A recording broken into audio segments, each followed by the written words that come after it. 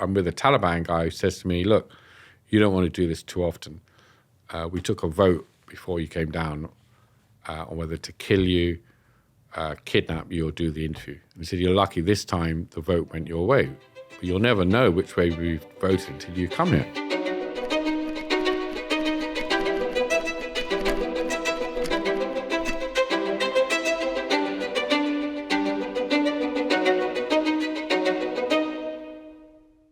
So, Sean, obviously, we've met you before. Thanks so much for coming in again. But for anyone that's watching or listening for the first time, could you just briefly introduce who you are and what you're known for? Sean Langan. I'm a documentary filmmaker and journalist, specializing in foreign war correspondent films. And I kind of spent 10 years doing all the wars in Iraq, Afghanistan. That's kind of specifically, I guess, what I'm. I mean, I'd hate to say what I'm known for. It's not like an achievement on my CV. But last time I was here, speaking about the time I was kidnapped by the Taliban. But it's a bit like saying, getting run over by a bus is an achievement. But Sure, okay, I understand that. Yeah. Okay, so we're going to go back to the start. And could you just tell us a little bit about your childhood and your early career and kind of a potted history of how you became a journalist? I mean, I grew up in London, North London, and I kind of fell into journalism. I was sort of like most people, I think. I didn't really have a vocational direction. I was sort of just doing lots of things. But I sort of was the lucky first break I had was coming of age in the late 80s, just around the rave period where Fleet Street newspapers suddenly had style art. They wanted to write about style, fashion, clubs. And, they couldn't hire 6-year-old journalists. So there was this break for young kids coming out. So I think my first gigs in journalism, and I'm laughing because I don't know why I gave it up, I was like a club correspondent or rave correspondent. So I would go to Ibiza, Barcelona, writing about clubs for magazines like GQ and Esquire. And, I was paid to go raving and I could expense wherever young people do at those clubs. Right. I guess a lot of them didn't have receipts on those expenses. They didn't care. And I was allowed to come into work late. And that's kind of what I was doing. But I remember but there was a downside. It's a first world problem, this. Mm-hmm. That I found it interviewing DJs quite mind-numbing, talking about beats per minute. And I remember sitting there interviewing, I think it was a Radio 1 DJ called Pete Tong. I'm like, there's got to be more to life. And so I literally went off, the Berlin Wall was falling, and I funded my own trip, and I went to the Soviet Union just as it was collapsing. So I literally segued from rave interviewing DJs to foreign correspondent because... Well, how old were you then? It's about 28, 29. Right, okay. So do you think you were just getting to a point in your life where, like you say, there's more to life than this, but you were like, this isn't going to be the next 10 years, 20 years of my career? I didn't really have a plan. I just had enough of interviewing DJs to talk about. But, and it was lovely. I mean, it's lovely. What's not to like going to but it was really luck. And I always say this to my kids and friends that you most of us don't know what you want to do in life. And so I was writing for magazines, and where my TV career started was I was doing an article, freelance journalist, went to Kashmir for, I think, a magazine like GQ Esquire. There was a family, British family, whose kids had been kidnapped. So I was writing a story about this family. And it was before 9/11. No one had heard of Islamic extremists or terror. And the BBC had a series called Video Diaries where they gave members of the public a camera and to film their lives. And they would never give it to journalists because they didn't want professionals. And this is a kind of sign of how unprofessional I was. Sure. They went, well, you're not a trained news journalist. You clearly spent going to clubs and things, but why didn't you have this camera? And because I hadn't had any news training, when I was in Kashmir filming this video diary for the BBC about me as a journalist with the families whose kids had been kidnapped, and then I went to try and meet the kidnappers, I didn't know how to tell a news story. So I would be interested in what I was eating and what the local population, did they have a girlfriend, boyfriend. And so I just filmed my life without knowing how to do it, like John Simpson, news reporter. And it was the BBC looked at it and went, God, you're doing a news story in a non-news way. So that was the start of my TV career. So I ended up doing foreign kind of newsy stories, but in a non-newsy way. It almost sounds like vlogging in a way. I was what you said. Well, I was an Instagrammer. Yeah, you were influencer. Early influencer. No, but I wasn't paid product saying this is a great hotel flight. Believe me, no. It was video diaries. I was very naive. I got ambushed by. I was looking for these young backpackers in a village in the mountains it's beautiful. It looks like Switzerland would have done hundreds of years ago. And I was going to meet one of the kidnappers, and out of the woods come all these mujahideen. And I'm filming my video diary. No one's trained me how to do it. So I'm like this idiot savant, and I'm looking at the camera going, oh, they're coming up behind me like it's a pantomime. And I just carried on filming. So this whole thing's on camera.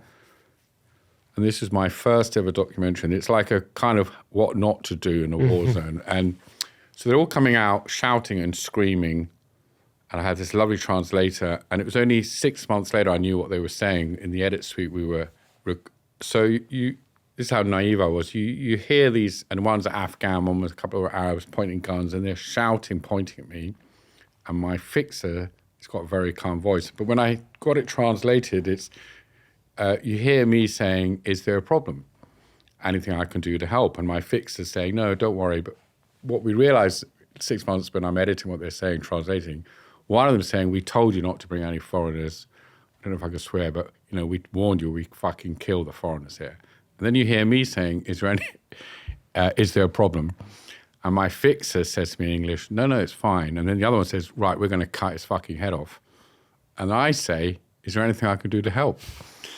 So, in fact, I look back at that and think, thank God I didn't know what's going on. And that kind of innocence, naivety was quite useful at that. But that was the beginning. But what occurs to me is if that had been me, yeah, that would have been the end of I would have watched that in the edit suite and thought, well, that was a lucky escape. I'm going to go back to DJs and interviewing people in Ibiza. I'm going to go back to Pete Tong. I'm going to go back to Pete Tong, yeah. That wasn't the case for you. So was it that you thought you'd really achieved something, or did you find it quite exciting, or how, what, because it's not even like you say, you weren't a trained journalist who were like, well, these are the risks of the job. You were someone that kind of blundered into it, had a pretty close situation. Yeah. Did that not scare you off? No. So I think so when I tell these stories, I'm not, that's the bit you tell, like that, oh, I nearly got whacked. And actually at the end when they all calmed down. They all said, these mujahideen, who are you doing this for? I said, BBC. And they went, we love the BBC. And they were all like shooting in the air. Oh, God. So it all ended well. And I think that kind of naivety, they could pick up on that. I was not a threat. But to answer your question, it wasn't those thrills and people think me and my friends who do this kind of thing have got death wishes or adrenaline junkies.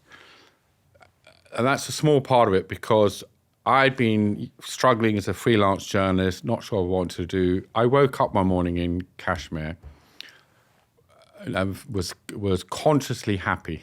Like, not like I wish one day I will be, or if I had this. I woke up going, fuck, I'm happy. And it's because I'd found something I love doing, a storytelling, a vocation. It's the difference between a vocation and a career. It's something I loved. And you're in this fascinating new environment. And for me, and a kind of more serious thing, what's driven me is that there was this Polish foreign correspondent who said, the real journalism is trying to understand the other side, the other point of views. So being paid, I wasn't paid much money, but to be paid to go off to hear other people's stories, other parts of the world, was just a dream come true. But for some reason, I did tend to end up rather a lot of these close calls. I think my nickname at Channel 4 was Dead Man Walking. Wow. Yeah. Must have felt good when you go into situations having that nickname. That story was that nickname I didn't like. But so it didn't start off, that wasn't my initial drive. And I was 20 something, and it was quite a thing. I think it's because I didn't realize until you really suffer, it is a bit of a game. But that at the beginning, that wasn't my main motivation. Okay. And was there an element of, presumably when people watched that video, they were going, wow, oh my God. Like, was there a bit of like, yeah, I did that? Was there a bit of bravado there that you could put yourself in these situations that other people? Well, so when funny enough, that documentary was 10 years before I was kidnapped. Mm-hmm. And when I was kidnapped, and the irony is when I woke up in my cell one day when I was kidnapped thinking, wow, I haven't literally, in terms of miles, Kashmir is there and it's next to Afghanistan, the tribal. I was literally miles from where I'd started my journey 10 years before as a filmmaker. And I thought, I haven't traveled that far. My first story is about 5 backpackers who were kidnapped. 10 years later, I'm in a cell myself, thinking I'm about to be beheaded. And I realized I would be like Icarus, that Greek myth of the young man flying ever closer to the sun and being warned by his father, because they had these wings made of feathers, that if you fly too close to that sun, you're going to burn out. But he was drawn to that. And I kind of was aware that as time went on, as you say, I'd come back and it was literally people like, oh my God, this is like Sean's been attacked by a mob. Or in a lot of the documentaries, I was just avoiding being killed and laughing. And I think maybe there was this thing where subconsciously, I'd hate to admit it, that I was forever upping the stakes. I won't blame anyone around me, but there was the people commissioning me. It was part of that. If you're going to watch a Sean Langan documentary, there's going to be some close calls. So one has to be careful. But it's you're living the life, tripping the light, fantastic. You're doing good work. So I don't regret anything that ever happened to me. And that's easy for me to say, but I've lost about 8 friends blown up, or some committed suicide. It's as a result of the job they were doing. 100%, yeah. PTSD or something like that. Yeah, and most were killed doing the job. I think about 8 or 9 of my friends have been killed. Because what I was going to ask was, when you're a young single guy trying to prove himself, going out to these things, sort of get that. But when you mentioned about the hurt it causes other people, did it sort of change when your children were born? Did that sort of make you want to not put yourself into these situations, or was it still something that was? Yeah. Well, to my slight embarrassment, no. I think that was actually when I was doing some of the most dangerous stuff. Right. Wow. And was it just that? Do you think at that point? I'm just trying to get inside your head a little bit with it, really. Was it something that didn't really occur to you? Did you not feel the sort of mortal danger? No, yeah. Well, I look at my sons now, or I like anyone when in their 20s, you're going off on a year abroad, getting wrecked, near misses, car accidents, so on. I think it's different when you're a young person, because you're not, I don't have that excuse. I'm supposed to be supposedly a responsible adult, but I think it's very difficult to envisage, to really envisage your own death. And I remember it's almost impossible, especially for a Westerner, where we're not living amongst that fear of and the risk of being shot every day. But I do remember I was with a British unit in Afghanistan, and when they were cut off, there was about 19, 20 of them, and they were surrounded by 500 Taliban, and it was so intense. And I remember I understood that meaning of bite the dirt, whatever it is, because I was literally trying to get further in an inch or 2 into the ground because the bullets were so intense flying around. And at that point, I remember like, what the fuck am I doing here?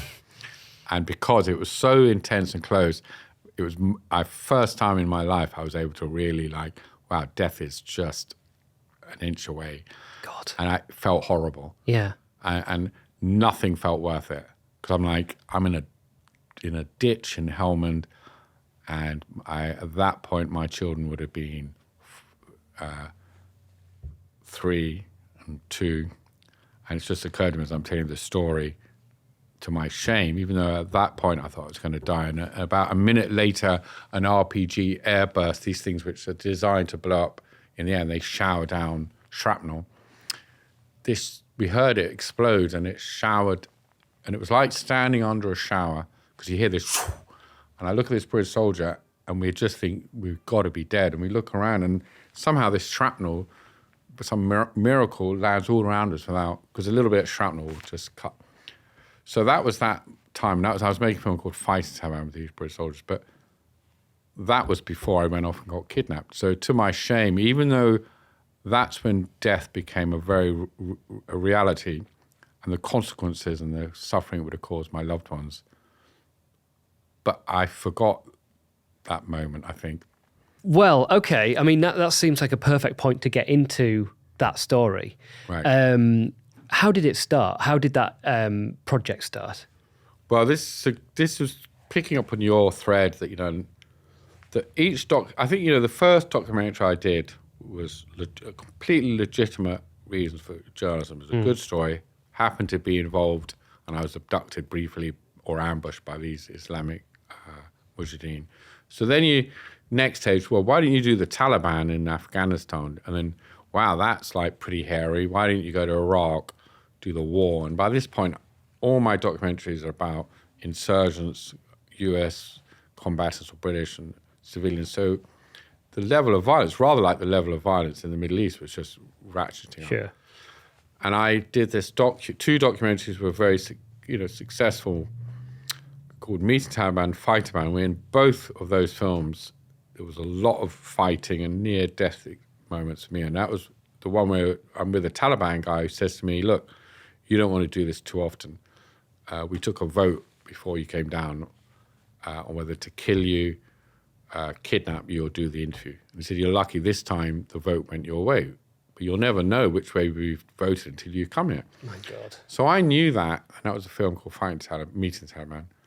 And yet the year later, that was when it was like, okay, well, that was a big six. That went down really well, that documentary, where I'd been warned, don't do this. And I ignored that warning like Icarus, flying close to the sun. So the next documentary, when I got kidnapped, and I'll give you the TV proposal. Sure. But it reads more like a fucking suicide letter. So in this proposal, it's my proposal. I'm responsible. So the idea was, I did a few films in Afghanistan, but everyone in Afghanistan, soldiers, everyone knew that it was across the board in the tribal areas of Pakistan. That's where there was the training camps, Al-Qaeda training camps, secret training. That's where Osama bin Laden was thought to be. So in a way, no one had been there, but all roads lead to there. That's where you wanted to go. So my proposal, which the broadcaster went, good idea, was to cross from Afghanistan, which is pretty much the most dangerous place in the world, but I managed to find a more dangerous place to cross into the tribal areas where no foreigners are allowed. And so they're not even allowed there? No, it's literally signposts saying no foreigners beyond this point. So why would you do that? And I used to laugh because that doesn't mean Osama, Well, and then every time I ask that question, I'll go red with embarrassment. Before I answer that, also Pakistan had denied to the world there's any terrorist training camps. So they would, I'm sure Pakistan themselves wouldn't, but you'd get killed for being there, for showing that Pakistan wasn't quite telling the truth when it says there are no terrorist training camps. Right. So the idea was to be the first person into these, and I'd spent months negotiating with the Taliban to make a documentary about their secret training camps. Why would they do that? Why would they agree to let you do that? You're going to keep asking these questions and make me look like an idiot. Turns out they wouldn't do that. Right, okay. What's the benefit to them to having a BBC documentary coming or whatever? Or whoever. Well, it's the same now. I'm wherever you go in the world,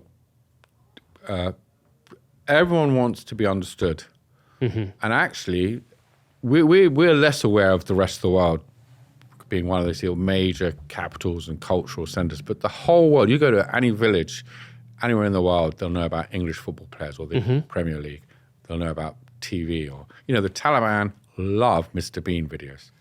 I've been sitting in a village and they'll be showing me a video of a beheading, and the next thing is Mr. Bean. Wow. I remember I think they were trying to torture me, show me videos, and then Mr. Bean came up, and I'm like, And they were like, oh, sorry. And they love Mr. Bean. So they know all about us. And actually, wherever I've been in the world, there is this, I sense this sort of pain that why don't you like us? What's wrong with us? And they want us to respect, to like them, to understand them.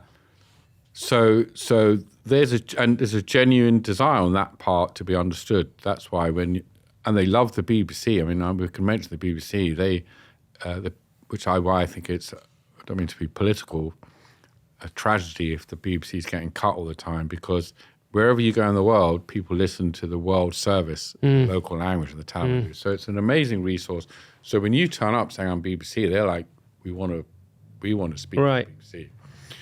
Less so to other channels, but so, and that was part of my shtick. I would say to them, it's in your interest. This is my shtick I'm using that, but my way in with Islamic insurgents is like, you're fighting jihad, holy war. And you're using a weapon, but the word is part of so that's what I said. Now, actually, when I got kidnapped to do those training camps, I genuinely believe what happened was some of the commanders thought it was a good idea. I said, it's in your interest. I mean, it's not really in their interest to talk about secret training camps, but I was saying it is. And some thought it was. And the guys who I negotiated with genuinely thought, this is good for us, good for the movement. A few other people in other events went, that is not a good idea. And someone in Pakistan might have thought that's not a good idea. I don't know. But so when I went there was obviously someone said, let's kidnap him. I guess it's maybe the vote again. You know, the vote 100% went against me that time. So so you arrive in the area where you're going to do the crossing. Yeah. At what point did you realize something was off? So the weirdest thing is most abductions begin with, the classic abduction is, hood over your head, bundled in the back of a car, gun in the face, fear. And actually, the beginning of my kidnap started like every one of my other, in my documentary when I went to meet Taliban. So when you talk about it, I never enjoyed the whole process of meeting insurgents in Iraq, Afghanistan, because it's ulcer-inducing, because they're under huge risk. They think you're going to set them up, right, or you're being tailed by CIA or special forces. So they're nervous. So when they get you to meet them in the middle of nowhere, and you're waiting in a really dangerous area, and in Iraq, in built-up areas, I remember just sitting there with other people who would want to kidnap me or kill me, and I'm trying to meet some guy who doesn't turn up. So it's incredibly stressful.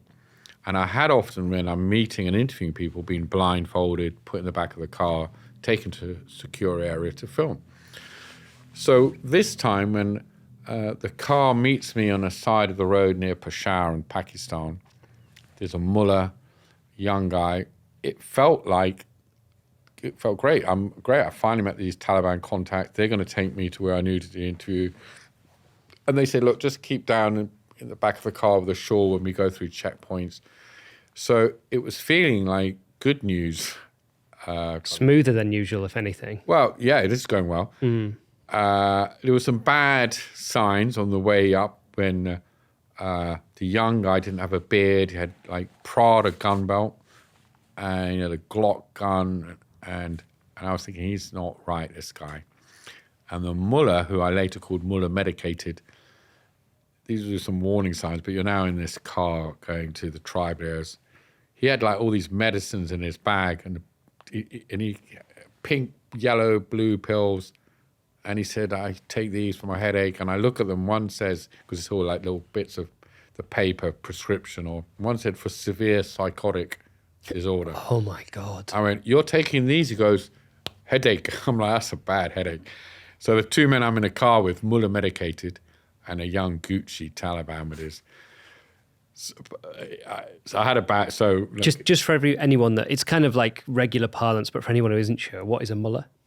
A mullah is it's a religious, as a priest, the equivalent of in Islam. So it'd be a senior member of that. Well, you can be a village mullah, educated, but it would be traditionally someone who went to a madrasa, religious school called a madrasa, has had some learning and is now a local, and there'll be different levels, but they're supposed to be a learned religious man. Right. This guy, I don't think, could barely read. I'm being serious. He probably couldn't read the Quran in Arabic. They learned by rote. Yeah. Okay. And he was so off. His eyes were rolling. So I called him Mullah medicated. But anyway, you meet sort of colourful characters like that. When Sure. I get in with, and it still felt good. And we drove into the mountains. It's like a day's drive, and I remember, I don't know if I told you this last time, but then, I then was this young Gucci guy, and then this other man joined us with an AK-47, and they asked if they could blindfold me. So this was my first, and then as I'm being blindfolded, I suddenly think, oh my God, this is, bearing in mind that Taliban commander's warning in my previous trip where there was a vote on whether to kill you, kidnap you, or let you do the interview. I was like, oh God, maybe the vote's to kill me because I'm now being blindfolded because I was looking over a precipice. And were they being fairly cordial still? Yeah, very cordial. Yeah? Do you mind if we blindfold you? And I was saying, There's not much you can say to that, is Being there? very polite. Actually, and I did. But it was where I knew I was kidnapped was, so I was sent into a house, put into this guest room, which they boarded up. And I think it had previous occupant was goats because it stank of like goats. Tiny thing. I was on my own. And they said, we're just going to keep you here to make sure you're right. No one has followed you. We don't want the CIA or America, British, whoever. And then you can film in a couple of days. We're going to let you interview Al-Qaeda, whoever you want. So for the first 2 days, I'm sitting there thinking, I was already kidnapped, thinking, this is going well.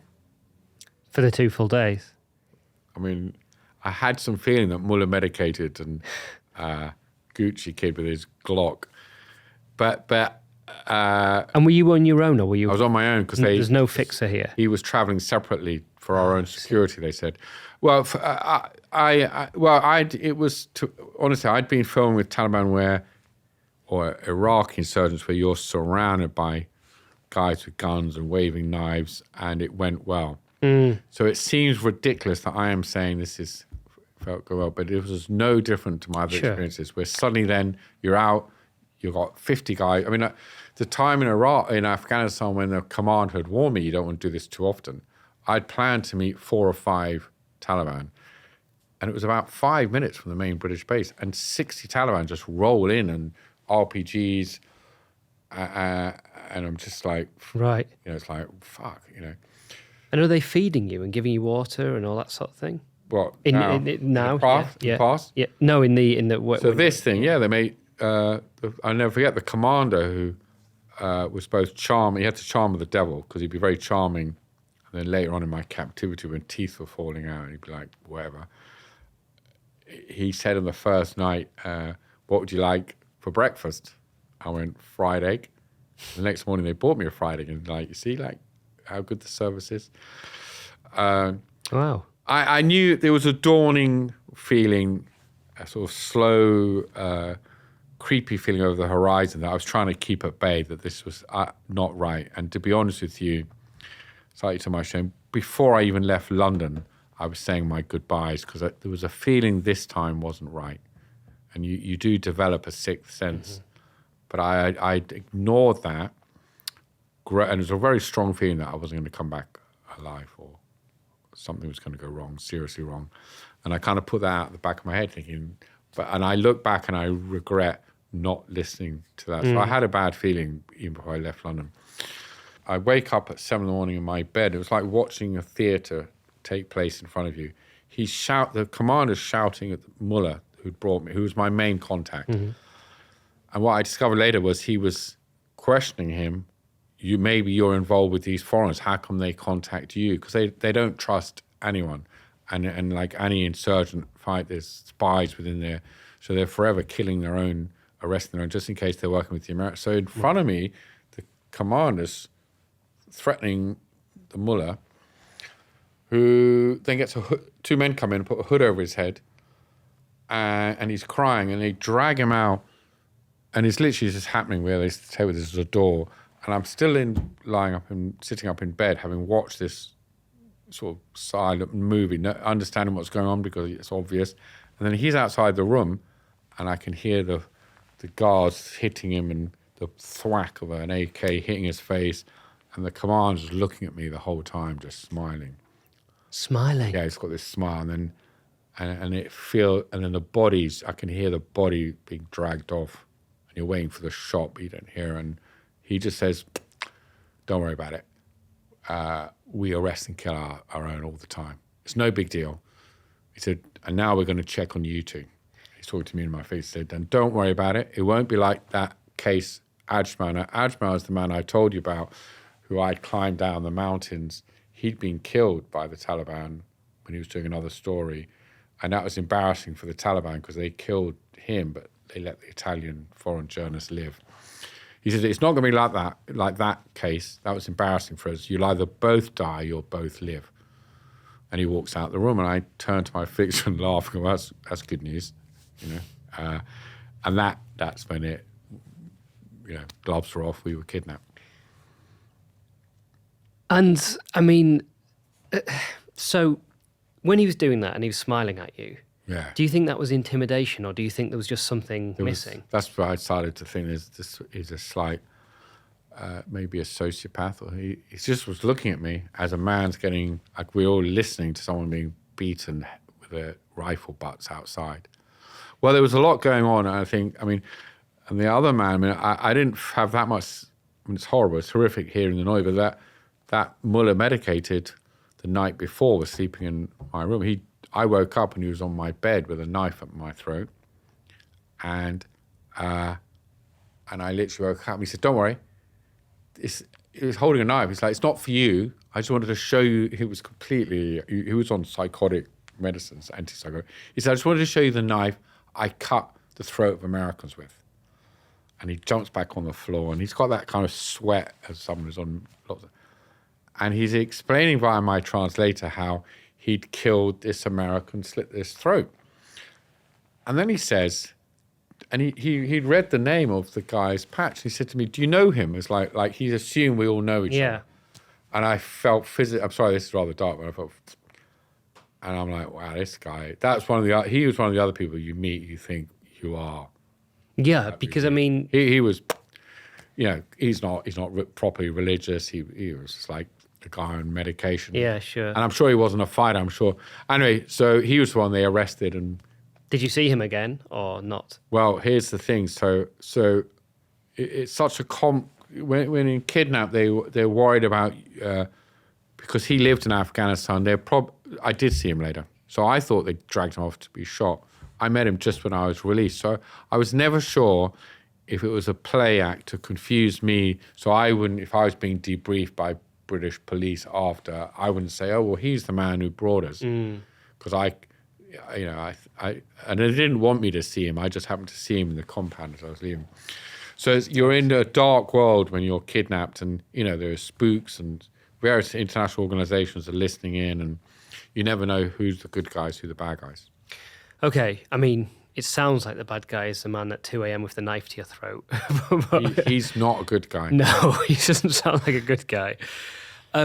Okay, so the pennies dropped, so to speak. Was your fixer native? Yeah, Afghan. Yeah. So how was he taking this? Well, much worse than me initially. Very quickly had some, severe health problems, bleeding, internal bleeding from and he had a breakdown. So that forced me to be even more of like the PE instructor, the strong one, to say, "Come on, keep going." And he had a very difficult time. But that's got nothing to do with me being more adept or a stronger character or physically more or mentally stronger. It was my Western naivety. And this is why I was like shame, because I wasn't making I didn't think I'm better than you, but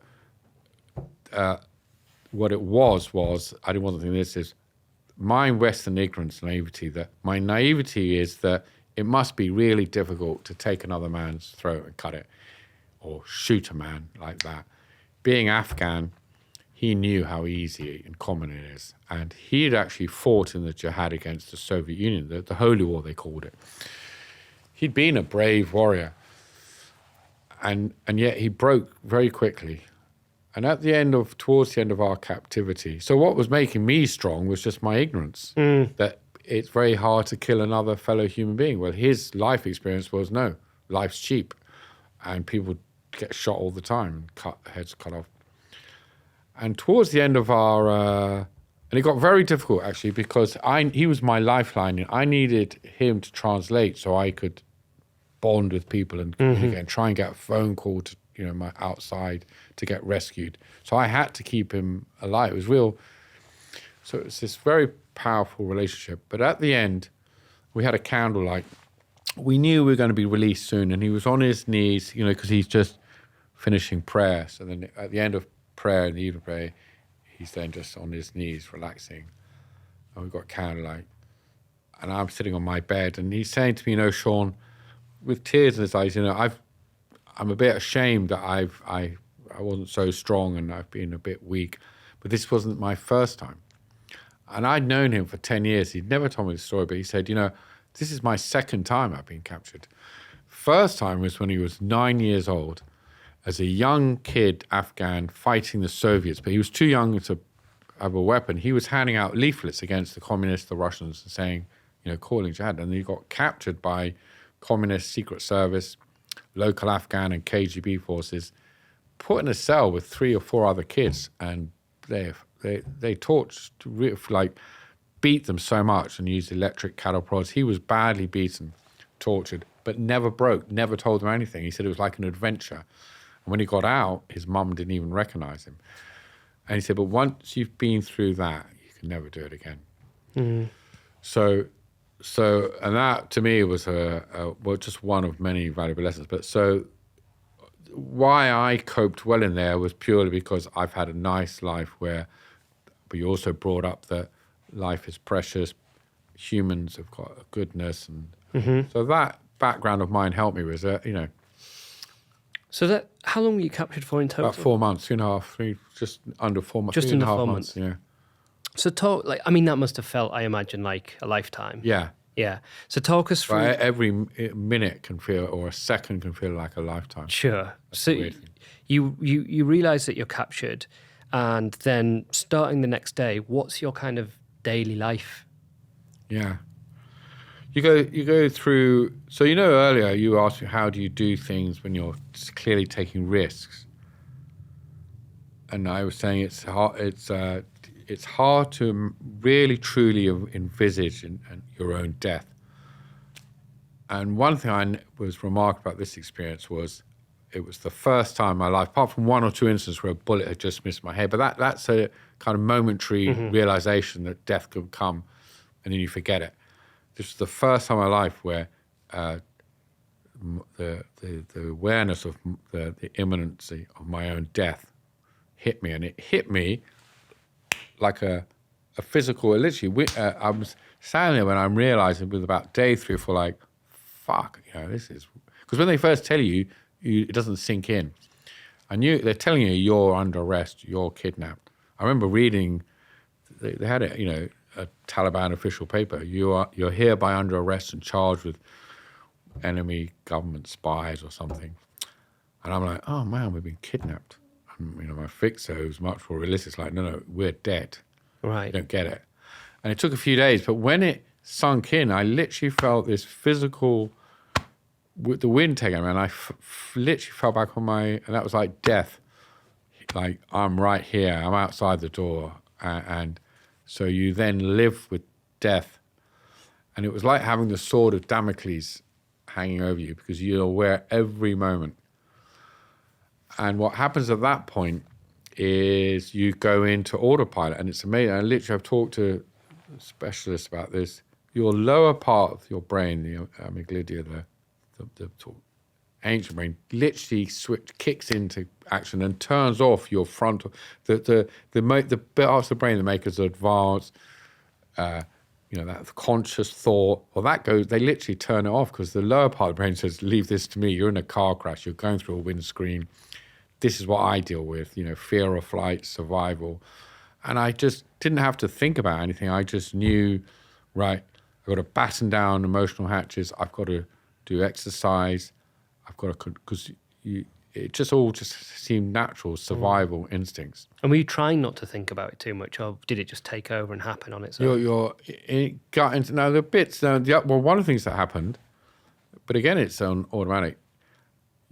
They talk about the drowning man syndrome. When people are drowning, they see their whole life flash before, and there have been recorded instances where people say, "Wow, my whole life." Well, I had that, but it wasn't flashing because I wasn't drowning. I had for about 4 days, and you have to know you're going to die for this to happen. I could see my whole life before me. It's like Scrooge on Christmas, the night before, Christmas Eve. Carol. With the Ghost of Christmas. Literally, I sat on my bed, and I could pick age 5, first day at infant school, and I see myself, what I was wearing, my teacher who I named. I managed to name, I think, 14 school teachers. I could see the first day I met my best friend, what he was wearing. God. And apparently that's your brain, again, thinking, this body I'm trapped in is dying. It's about to die. So it's getting so many chemical messages of adrenaline and all the alarm bells are going off in your body. And the brain is it's clearly I don't know what it needs, so I give it everything. So there might be something in this person's memory from their life that will help them survive this moment. And it was amazing because stuff I'd thought I'd forgotten. So I'd read a book, about a SAS guy captured behind enemy lines, his survival techniques. A movie I'd seen about, just keep going. Everything I'd picked up fragments in my life, which I thought I'd forgotten, suddenly were like, oh yeah, well, I use that. I'd seen that in a movie or read in a book. And the other thing that kept me going with this total recall of my life was you don't want to think about the fact that you could have your head cut off or shot. And you don't want to think about the suffering your kids. So you control emotions. But I escaped every day from my dark cell and that experience into conscious daydreaming. So I would sit on my bed and say, right, I'm going to, and I could remember every school holiday, summer holiday, that idyllic, and your childhood summer holidays, and I was lucky enough to have had nice childhood summer holidays, or, some sunshine, sea. My mother's Portuguese, so we went, lucky enough to go to Algarve. That became my safe space, and I would sit there, and there was a tiny hole at the back of the dark cell. It was about that big, and if I looked through, I could see an apricot tree, and just beyond that were the fields and the mountains. And I would look and hear the bird song. So it was quite an intense spiritual thing, but that's all automatic. I didn't know anything about that. And it really is powerful. And it's so powerful, and I don't want to, I'm a cynical old hack, but there was this, you're so in tune with your loved ones and life and how wonderful life is. And you're also painfully, acutely sensitive how fragile. It's literally, there was a spider's web outside the hole and I would see it in the rain and a raindrop. And I'm like, my life is, hanging on a thread. So while all this is happening, all the stuff that you're thinking about, the time you're spending in your head, basically, what's your contact like with your captors? Like, what are they telling you? Are they telling you you're going to be executed? Or are they saying, we're just going to hold you for a while? What's that like? No, the actual house I was in, the Taliban safe house, was owned by a family, 6 brothers. You don't meet their wives, they're kept away. So, but it's a family compound. And they were friends with the Taliban, working with them probably. Strong sort of, guys. And the Taliban would come and go. They had bases in the mountains. So my interaction with the Taliban would be, they would come in, very charming commander, but, there was... This is the smiling guy. Smiling, who I know would just turn on a dime. But my main interaction was with the family, the household, who were pro-Taliban, Pashtun warrior class. But the interaction, I told him that last time I was here, when they were asking me, the Taliban, that charming commander, asked me the names of my children. I refused to give it to him. And then he threatens to shoot me. And I said, I'm sorry, I can't give you my children's name. And then he threatens to kill my fixer. So I say, look, all right, my son's name's Gabriel, which is one of the holiest names in Islam, the Archangel Gabriel, who brought down the Quran, the Holy Quran, to the Prophet. After that,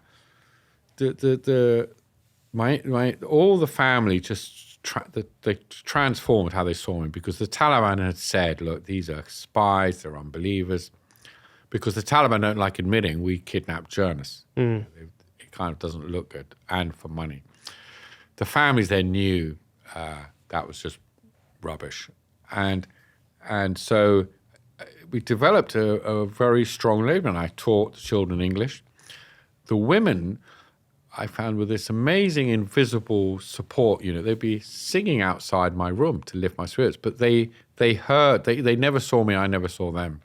But they were great comfort and support. So I was suffering from malnutrition and my teeth were falling out, because it's funny, without sunlight, your body just... Oh, really? Yeah, it's amazing. So teeth falling out? Yeah, without vitamin D. Yeah. Because we don't think there's much sun in England, but actually you're still getting sunlight through the clouds. So if you're in a dark cell for 3 months under that kind of stress, and the food wasn't great because they're in the mountains, there was a lack of fresh vegetables, fruit, a lot of stringy chicken in the pressure cooker. I lost about 2 or 3. I had dysentery as well, because that room was full of, it was a room for animals. So I lost 3 stone, had dysentery, and 3 or 4 teeth fell out. The women must be hearing this, so started going to great lengths, like climbing 6 hours walk up a mountain to get some fresh herbs or vegetables to improve my diet. And my diet, they built up my strength. So it was this bizarre, really intense relationship between me, but never what they call Stockholm syndrome. I never. No. But it's interesting what you say. Especially not with Muller Medicaid, with that. No, sure, yeah. But it's interesting what you say about, they must have been fed a load of lies about who you were, because once they started to think that you weren't some ungodly unbeliever that was out to punish them and poison all the community or whatever, they were actually... could they have got in trouble for trying to help you like that? Do you think? 100%. Yeah. Well, this is the thing that this happens where this goes back to the original. Why do you want to go out to the world to try and understand? They're off. These average rural people in the middle of nowhere. Funny enough, it's first time I really lived in a Pashtun Afghan home. I'd always been in a guest house hotel, going into their lives, but never living. It's the first time in 20 years of covering Afghanistan they opened up. So they were all Taliban, but they opened up about how, the young boy didn't have a beard, probably hadn't grown properly yet. He got beaten by Taliban at checkpoints. He said, they're all just criminals, the ones who joined the Taliban. And they were, of course, this young boy didn't want to be hit, but you'd never criticize the Taliban to a foreign journalist. But I was no longer this foreign journalist. I was now a guest in their home. He liked Bollywood music. He fell in love with the girl, and you realize it's not like the news reduces people down to headlines. It's happening now in Ukraine and Russia, good guys, bad guys, and the world's just nothing like that. So there I am within this family. But would you ever have lent on them in terms of saying, can you help me get out of this? Well, I did. Okay. Yeah. And it got, well, yeah. I mean, I think it's probably enough time has passed. The Taliban left a sat phone there. And I spent 6 weeks to 8 weeks trying to convince the owner of the house to let me phone but had to step by step slowly, because they're aware it's an incredibly dangerous situation. They could get blamed. And it went wrong a few times. But it was like, again, I'd read enough books and films, you slowly do these things. You don't just... So I worked over conversations, got them to like me first. And then I was saying, look, because they were like, when this is all over, it'll be good. And I would say, but hang on, my mum may not live through this. She could have a heart attack. And if she's dead when I come out, I don't care what happens to me. And I wish I could call her now to say I'm safe. So they actually got to the point where they let me make a phone call. And it probably helped Channel 4 locate where I was. So it did. But they got to a strange point, though, Well, this is the thing. They realized when I was rescued or released that this was a safe house for the Taliban, but not for the family who owned it. Because the Taliban weren't living there. It is this weird thing where the owner and me were sitting there, and I wanted to let him know that to try and get him to let me phone Channel 4 to give me this sat phone, which I did call Channel 4 with. And I was trying to push him, and then it occurred to me, fuck, he's thinking now as well, Sean, at the moment I'm in charge of Sean, but when I'm out, they all think we're going to talk CIA, that I could tell the British Secret Service that's the house I was in. They would bomb, because when you're sitting there, you hear the drones hitting village houses nearby. They're like blowing up. So they're very aware. And I suddenly realized, and I'm trying to get him, I was trying to say, look, you want to help me, because then when I'm out, I'll let everyone know you're a good guy. And then I suddenly realized he's got his children there, and he's thinking, Sean going could put my family at risk, so he might kill me, even if rather than me tell anyone he was involved. So it's this dance between me and the owner of the house who we liked, that we were both aware that our lives were in each other's hands. He was protecting me from the Taliban, but he was going to rely on me to protect him from any retaliation from the Americans. So it's a weird relationship. Complicated, because then, you know... I think that's what young people call codependent, isn't it? Codependent. You're with that boyfriend, girlfriend. Well, because there's a world where his life would be a lot easier if you had just disappeared then. Yeah. So you were relying on his nature to not see that as the... I was very worried. And you know what? We were both aware. He was aware I was thinking the same thing. Yeah, of course. That I could risk. And we had this lovely understanding, though. He was a lovely man. He was like this, didn't say much, opposite of me, like blah, blah, blah. But there was a real understanding of two people from complete opposites of the world, but this respect, understanding, and I was teaching his 11-year-old boy that, lives were at stake. And he stood up, by the way, I hadn't mentioned, he put his life on the line to protect me from the Taliban, because they were so taken how I wouldn't give the names of my children. He said to the Taliban, he's got the villagers, he could pull out 100 men with guns in the villages. So the Taliban have to be careful. But he said to the Taliban, we have offered Sean tribal protection. You're not allowed to kill him in our area. Which would have made it, the Taliban couldn't then just shoot me there. It'd be difficult for them. So he'd done that for me, because he realized that he said, we like what, your good father or whatever, you're not who we thought you were. So I knew he'd really helped me. My life there was a lot better, because him and his wives giving me good food and protecting me. And he was kind of looking at me like, but now you're a risk to me. If you tell the CIA I'm involved in this, they can put a drone strike here. But what are the Taliban doing at this point? Like, what? Because you said you used the phone to call the broadcaster. Yeah. What are the Taliban doing? As in, are they making calls to try and get ransom money for your release? Yeah. Was that the purpose of your kidnap, for financial gain? It's slightly. There's various things happening to kidnap. There might have been various reasons what they're doing. I think generally some commanders thought, let him do an interview. But then very quickly others were like, no way. But they weren't just interested in a kidnap ransom. They were like, how has this journalist got in contact one or two people away from the leader of this group, who's now in charge of Afghanistan? He's really high up.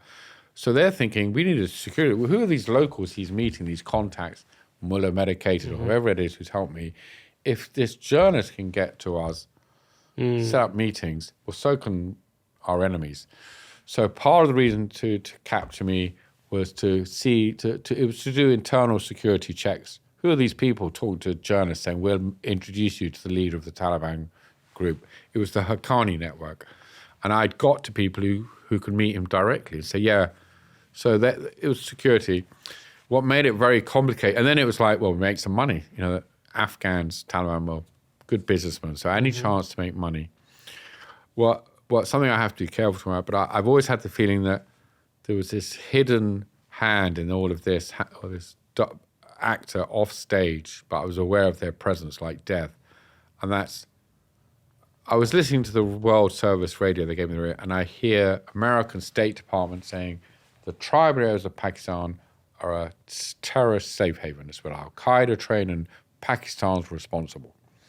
And then I hear the foreign minister of Pakistan on the BBC radio denying there was any training camps in Pakistan. And as he's denying, I can't hear his denial because you can hear all the training camps in the mountains. There's so much test firing of weapons in the mountains. It's so loud. I have to turn up the radio to hear this guy say there aren't there. Right. And I was painfully aware, fuck, I'm caught up. I'm in the dark, strategic, geopolitical world. I'm an embarrassment to Pakistan claiming there are no training camps. And in fact, there was one point we discovered later on when the Pakistan Secret Service find out I'm captured, they're telling the Taliban, what are you doing? Why didn't you kidnap him in Afghanistan? And some people were suggesting, why didn't you kill him and dump his body in Afghanistan? So at one point, the kidnap was about money and security. The next bit was about, they're going to kill me and put me, and then I heard, this was picked up by British Signet intelligence, eavesdropping.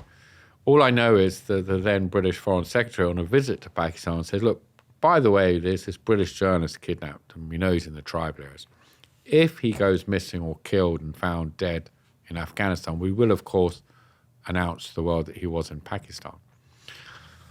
And I've heard that, and all I know is that short time after that conversation, the Taliban I'm with get a call saying, don't kill him, just release him quickly with some money. Well, it's interesting because, I mean, it sounds almost more frightening how chaotic it was. Like there wasn't a clear plan of what they wanted to do with you. It was just kind of like, it sounds like it could have gone either way at any moment. Okay, and that's the life hanging on a thread. Yeah. I don't know about chaotic. I didn't get that sense, and I feel like even now saying that, I'm not supposed to know about things, but it's usually pick up as a journalist. I felt very much, another sensation I had is just keep treading water that I had no control over my life. Right. I was going to live or die. But it wasn't chaotic because the Taliban are really well organized. British and Americans are well organized. People were trying to rescue me, very well organized. I could hear the drones flying over, and those were probably filming. So it's not chaos, but there was you realize you're on a stage and it's a shadowy world of dark actors, and you don't know what's happening. You're in a spy versus spy, strategic. I'm in the tribal areas which had at that point the most what's called high value targets of Taliban, Al-Qaeda terrorists. So there'd be US satellites and drones looking, and I was aware, well, if they thought I was in the same house as Osama bin Laden, they wouldn't rescue me, they'd fucking hit me as well. Pakistan, who's denying. So you're suddenly in a very complicated, that was the backdrop to my kidnap. So I didn't feel it was chaotic. I just felt, oh my God, there's just too many things happening. So many elements. So many elements. So I know that the circumstances regarding your release are quite complex. And am I right in thinking they can't fully be discussed? Well, I don't know. It's mainly because like I said, I was kept I didn't know what's happening. Yeah. So I know negotiations are going on. Between? So Channel 4 hired a private company. And actually some of my friends, local journalists, my fixers, lots of people involved in negotiations. But you don't know who's negotiating. I didn't know the direct things. What I do know, there wasn't, because the Taliban, I know the Taliban told me they were ordered to just negotiate quickly because I was an embarrassment to Pakistan being there. They were worried it was going to bring too much attention to the terrorist training camps. So they were just told get it over and done with. But yeah, I was never told by Channel 4 how things were done. I've read about it in the paper. Sure. But can you talk us through the release? How did you know you were about to be released, and what happened? Yeah. Well, again, I think last time I was here, didn't I? There was this hearing. It was again that charming commander, and I called him Mr. C, like he had the charm of the devil. He enters after 4 months. Well, one thing I know I didn't tell before, and it's a rather dark macabre story, but Mullah medicated who pulled a knife and said, I just want to show you. That was the beginning of my kidnap. He disappeared. I thought he'd been dragged off to his death. Yes. Well, he reappears right at the end when I'm told you're going to be released. I'm like, wow, you seem to have recovered. And something remarkable happened, which, so despite all my saying earlier, which is, I firmly believe most people around the world are completely normal and people join these groups for understandable reasons. There aren't extremes in that case. But Mullah medicated is the exception that proves the rule. So when he knows I'm going to release, he says, can I ask you a question? And I'd been interrogated at gunpoint for 3 months. And I'm now looking like Robinson Crusoe. And I'm like, yeah, of course you can ask me a question. Like, well, you haven't asked before. And he said, no, but it's slightly delicate, slightly of an offensive nature. You might take offense. And I started laughing, thinking he's being really polite. But I'm thinking, well, he wasn't so polite when he abducted, kidnapped me. And so I'm like, no, please, whatever you want. And what was it funny about this is clearly what the Taliban wanted to know about, because all the guards put their guns down. They all sat on my feet. I'm sitting on some little chair, and the mullah medicated. All the Taliban put their weapons down, and they're looking up, because this is the real question. They didn't want to know about what forces Americans had or British. They wanted to know this. And I said, please, whatever you want, God. He said, you sure you won't take offense? I went, no. He said, okay, is it true women in the West are free to marry animals? Oh, my God. And I'm sitting there, and I look like... And then he pauses. He says, not just any animal, but really small animals as well. So now, this is where I got the death wish. I know I'm about to be released, and this guy, got to be very careful. They don't like you laughing. But I suddenly get the giggles thinking... It's like that friend in class when the teacher says the next person who laughs is in detention. I'm thinking, if I laugh, I'm getting executed. But I suddenly get this giggle thinking, the idea that he could believe women are free to marry animals, but he can't quite believe even small animals. I want to say, I know lots of women who've married a rhinoceros, Hamsters. an elephant, but we draw the line at little things. We're not that. But I was trying to stifle I said, no, sorry. No, I'm not sure. I didn't want to lie. I said, no, why are you asking? He said, well, and it was so exact. He said, well, we read an article, and all the Taliban were like nodding. They'd all read the same story about a woman in Holland who married a frog. And I kid you not, I'm looking at my fixer, and I say, is this fucking mullah mad? And he says, no, I've heard the same story. I'm like, oh my God, you're all mad. So I went, no, I don't know. I don't think it's legal to marry frogs in Holland. Where did you read it? He said, well, I read this article, and slowly it's dawning on me. He said, there was even a photograph of this blonde Dutch woman with a frog. Oh, but the frog prince. And I said, was there something odd about that frog? Was it wearing a crown? And he went, yeah. I'd read the same article. And then I realized they've confused the frog prince fairy tale with reality. Now, what's disturbing about that is this mullah was in charge of hundreds of Taliban fighters. So no doubt he's telling his men, look, the Americans will come here, invade our country, rape our women, and they fuck frogs, And I'm like, oh my God, it's not about oil or Guantanamo Bay. They think we're having sex with frogs.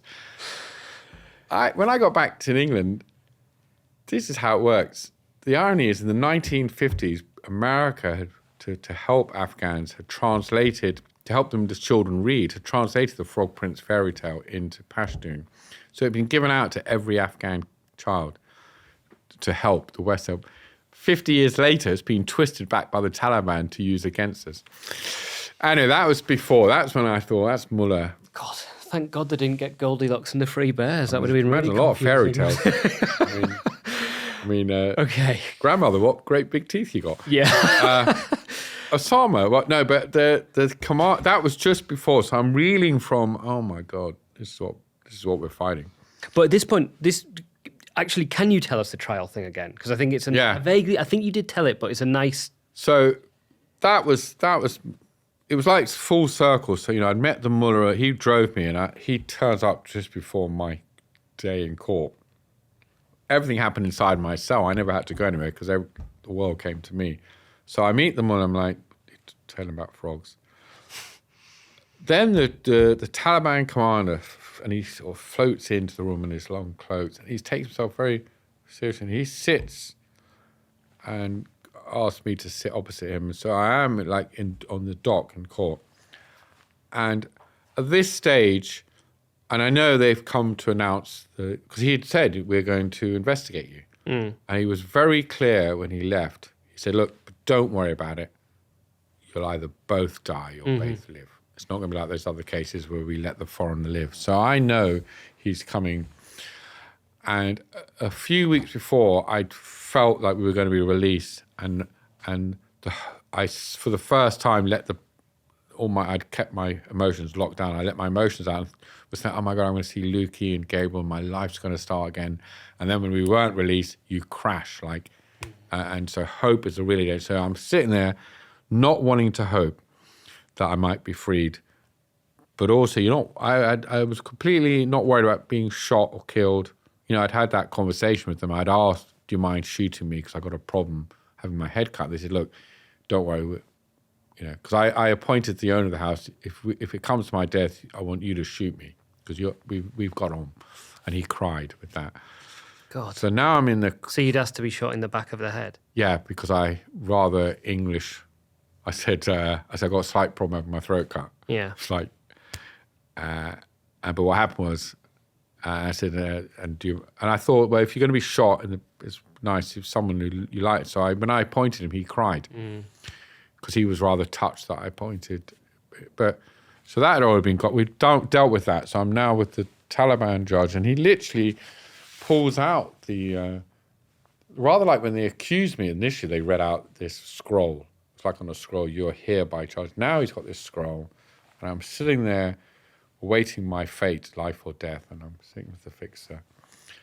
And he says, by order official of the Taliban, Amir, you're hereby found innocent.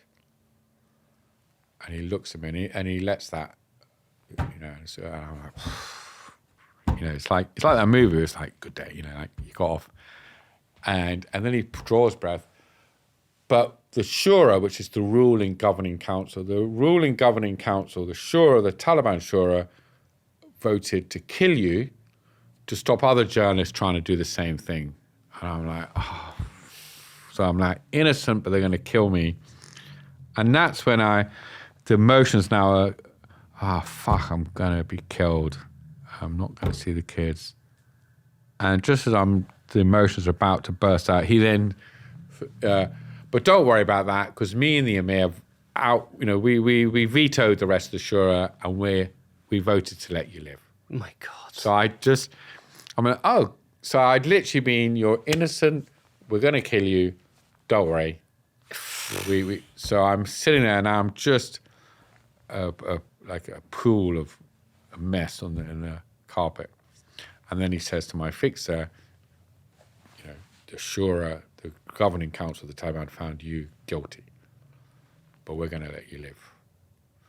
And we didn't believe it, but so they separate us, and that's when I'm put in a burqa and given some ladies' shoes which didn't fit, and I'm looking out the burqa and you can't see anything, and it's like this filter, and you're sort of squinting. I'm like, wow, not only are they they can't see the world, so you're in prison and you can't even see out properly. Those things. And I thought it was ironic that there I am being released, and I first taste of what it must be like to be a woman imprisoned in burqas. And that's when the Taliban try. So I'm not really aware of what the negotiations are, but there's a phone call. I'm in a safe house, and it was full of wounded Taliban and slightly deranged people who had severe mental health issues, and it was like a macabre final moment. It was so bad I was missing the idyllic place where I'd been kidnapped. Sure.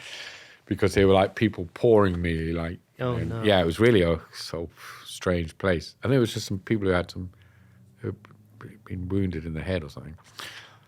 That's when the Taliban are calling whoever was negotiating for me and saying, we've got the package. And that's when I say, because I vowed to my fixer not to leave without him, because we didn't want to be like that Italian. Yeah. He was the man I'd mentioned before. We're having those great adventures. The fixer.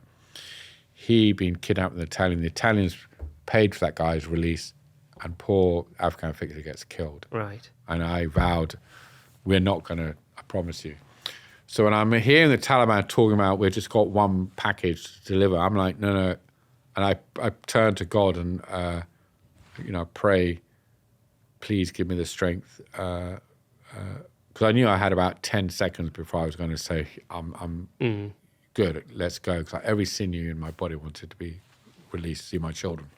But I say, I'm not leaving without my fixer. So, and the guy looked at me, he's like, and at that point, everything's like clockwork. And it's very dangerous. They've clearly got a man in an alleyway with a car, someone on a phone, whatever's happening in a hostage release situation. So he was like, so he just gets on the other phone and says, right, release the other package. So that's when how me and the fixer were released at the same time. God. And this lovely American picked us up, and I was crying, but... At that point, you were crying. Did you say you were crying? Yeah, first thing. I couldn't stop blubbering. Because now I've spent 3.5 months of locking down, the battling down your hatches. Well, the minute this lovely American voice says, welcome home, sir, and hands me a donut and a coffee, I start crying. Because you just feel like... But where it was... and again, from my experience in war zones, you don't relax until you're really, But it was when I got to Heathrow, and, the hardest point, I don't think I've talked about this before, but the longest day, when you talk about every, a minute can be a lifetime. Actually, I'd refused to give the names of my children, but Gabriel, but the worst point was Gabriel turned 4 when I was in captivity. Now, as I was telling you earlier, you feel so connected to your loved ones, and I'm escaping from my cell. That day was the longest day of my life, because in my head, and I know the time in London, I see him wake up, this little 3-year-old who's just turned 4. Not knowing why daddy's away, because the mum was protecting, but they sense something. And I could see him wake up full of excitement, running into mummy's bedroom, opening presents, looking for where daddy's is. And whenever I was away, I would still send presents with big boxes from Harrods and ribbons, and not seeing daddy. And then at lunchtime, thinking daddy's going to come in, and I hadn't. And I had this dreadful, it almost killed me, is that his last thoughts as he's on his bunk bed, and I could see him lying there, is, well, maybe daddy doesn't love me.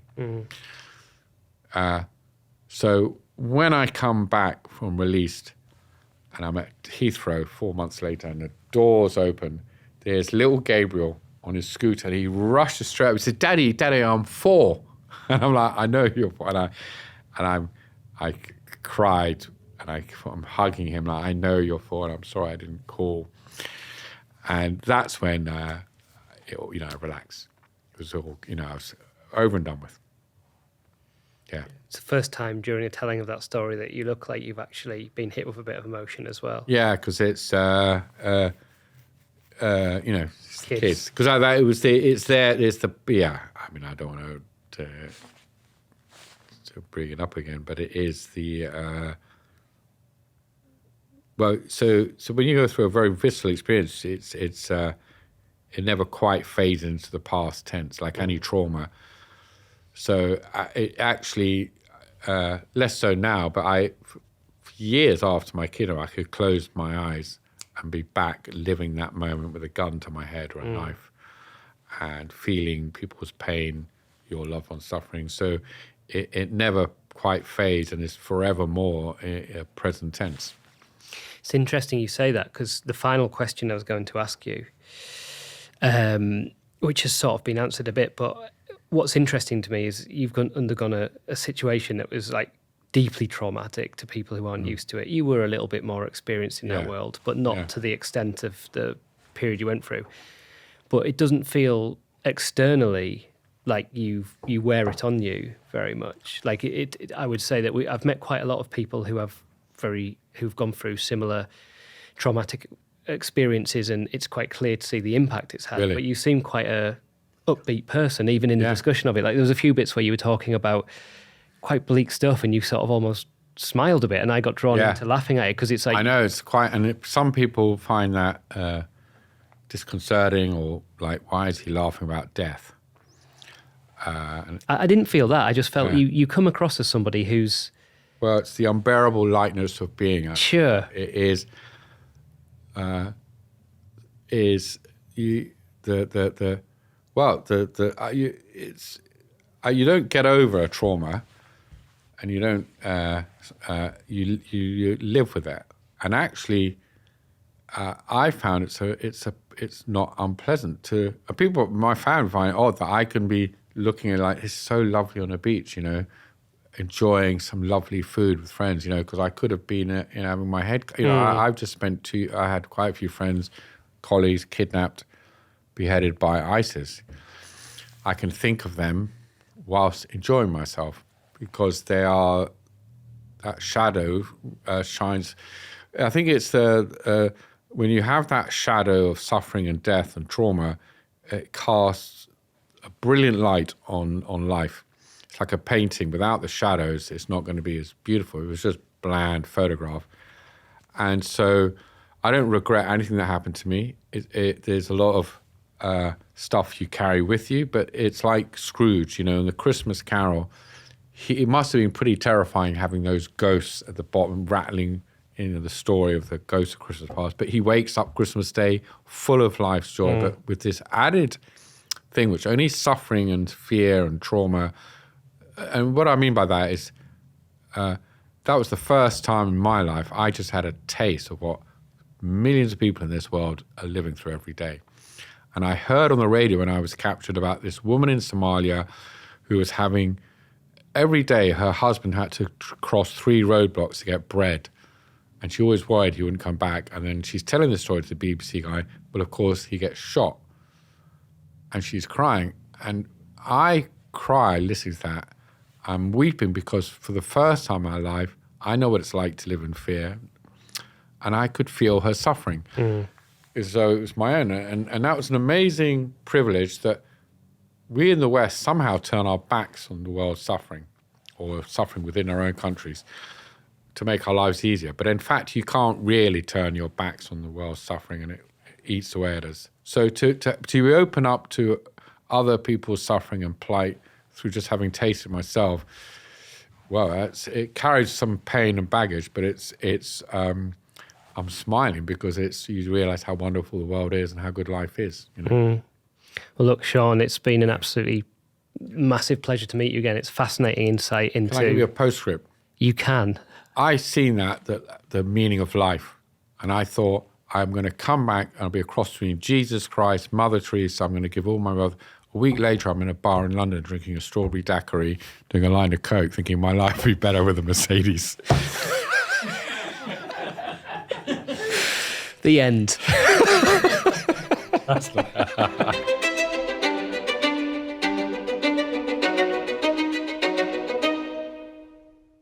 So that was Sean Langan, a documentary maker and journalist, but who is well known for being kidnapped and held hostage by the Taliban. I'm joined now by the episode's director, Josh, and off camera, the producer, Danny. Josh, what were your thoughts? Really liked him. Really nice way about him. So chatty. So chatty and funny and self-deprecating in his humour. And yeah, I mean, it's like, for me, kind of like starting out in journalism as well, that was kind of like what I thought I was going to do. Did a bit of it and realised, God, no. So I quite, here. Literally, yeah.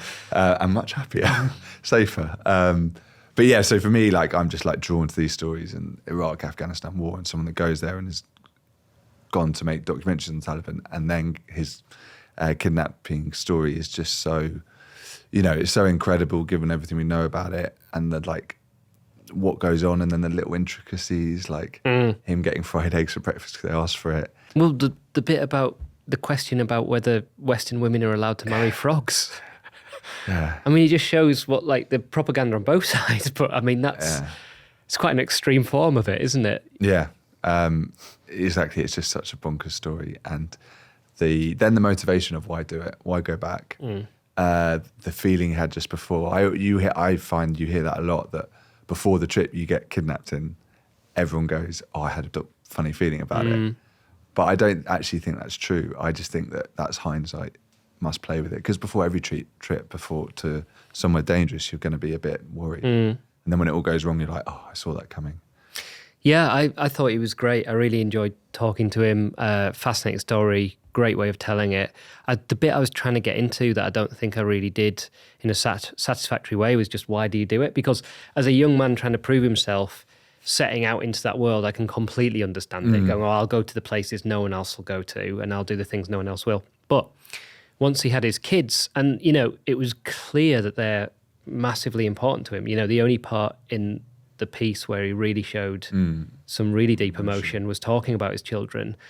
I'm surprised that he still keeps going back. Although I did think by the end he gave a very articulate and interesting answer about the fact that you can only really appreciate the joy in the world when you've seen the true darkness of it. How did we think that I was going to act through that when there was a fact about Westerners marrying frogs? Oh, I was going to spring that on you. Yeah. All I did was nod and smile. I was sitting here going, what the fuck's that about? How did that not come in the last meeting? Okay, so would you have ever gone, Ben? Like, even when you were younger, can you imagine going to a war zone? No, definitely not. Like, I'm very risk averse as a person, and something like that, to do it for the sake of a job, even if I really believed I was uncovering something really important, it just wouldn't have been, the payoff wouldn't have been worth the risk for me. What about you? I mean, you did journalism as a degree. Yeah, I did journalism. I was more into football than war. I couldn't imagine going to somewhere where your life would be in danger. Like, it feels so strange to run toward trouble. And that's what he does. I liked his first job, DJ correspondent. Pete Tong interviews. Just like, so charge expenses, and he was like, yeah, I get that, not feeling the meaning of it, but it's an odd choice to go from that to chasing war zones, probably, you know, less money, harder career. Yeah, I mean, for me, the takeaway was just how to try and appreciate, in terms of how big the world is, how many people are in it, how few people have the daily life that we have. In terms of when he was talking about being with his fixer, who was a native to that area, and him saying, oh, I think it'll be okay, and the fixer go, no, we're dead. It was just kind of like, for people in that life, the fixer knew that the chances were they were going to die because the price of life there is so low. And he thought it was so high. But he was in the wrong place. And it's just trying not to take things for granted, I suppose. We managed to interrupt the drug supply in Northampton for a full 2 hours. So 7 months of work, 96 people arrested, being constantly in fear of my life, being assaulted. You know, at one point I was stripped naked